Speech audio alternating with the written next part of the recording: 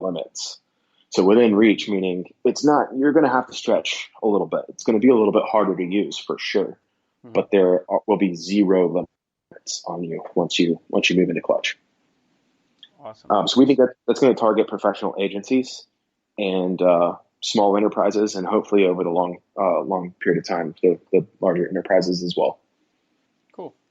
Um, so so with that being said, don't I mean you could yeah you definitely could go for agencies and stuff as well. I think that in terms of like well I guess my question for you would be like so out of like the 30 or 40 people that you've let in like are they I guess are they I mean they're not agencies but are they like low coders, no coders, or are they like full stack devs? Most of them have been low code, no code. So if you're a full stack engineer and you're just busting open Vim or Emacs or VS Code and writing code, I think that this is a very neat product, but I don't think that they're basically chomping up a bit as hard as these low coders or designers that wish that they could go further. Yeah. We'll see as that pans out, but a lot more of them have been that. Now, that being said, we've had a couple of like front end engineers, Hmm. less back end guys, but these front end engineers who think it's really, really cool. And so we have a number of agencies that are sort of in the beta, a few freelancers that were sort of like what I'm going to call a full stack designer that are in it. And yeah, they're loving it so far. Lots of feedback coming in. Good, good. Yeah, I mean the reason I asked is just because like as a developer, one of the things that is talked about in no code and more low code is just like the amount of time you can save. You know what I'm saying? Yeah, Compared definitely. to just writing it all out. And then I also wanted to know, so in terms of since you are like, it can be like a full blown dev platform. Can you import code that you did else? You could import it from elsewhere and it would work. Yep, yep. You Awesome.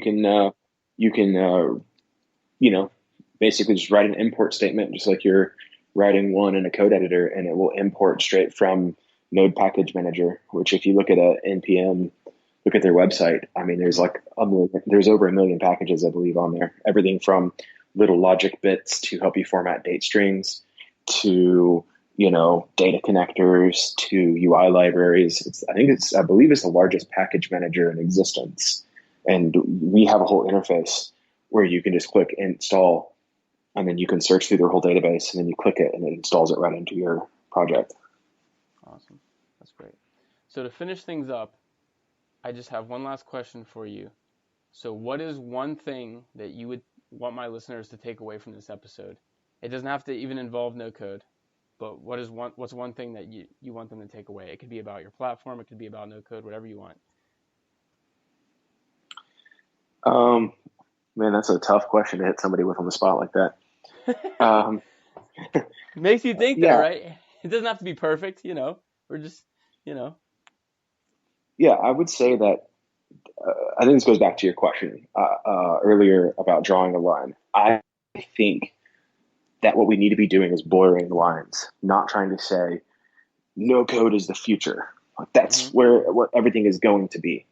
And saying code is evil, like it makes things inaccessible and it's bad, and there's all these people that things are out of reach of them, and so we're basically keeping people from being able to achieve things because code exists. And I think that that's fundamentally wrong. I think that when you are trying to express logic, that code is the best way to do that, and it's not inherently evil. When Mhm. you are trying to express a user interface, code is ridiculous. It's not the correct thing to use. So we should stop being focused on trying to force everything to be no code.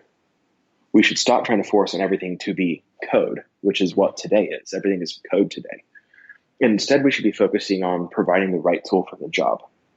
So we need to be able to build visual interfaces visually, and we need to be able to express logic in various ways, including with code.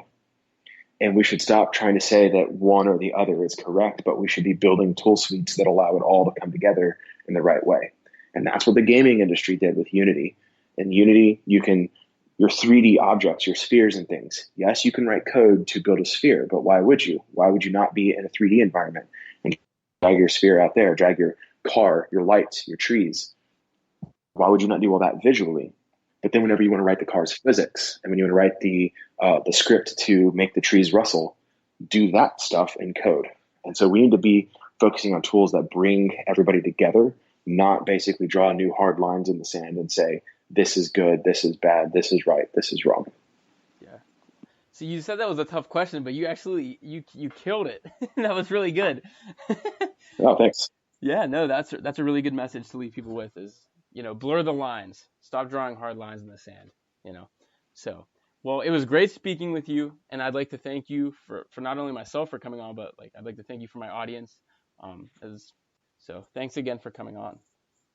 Yeah, thanks for having me. This was a lot of fun. All right. Thanks again for listening, guys. I'll see you next time on No Code, No Problem.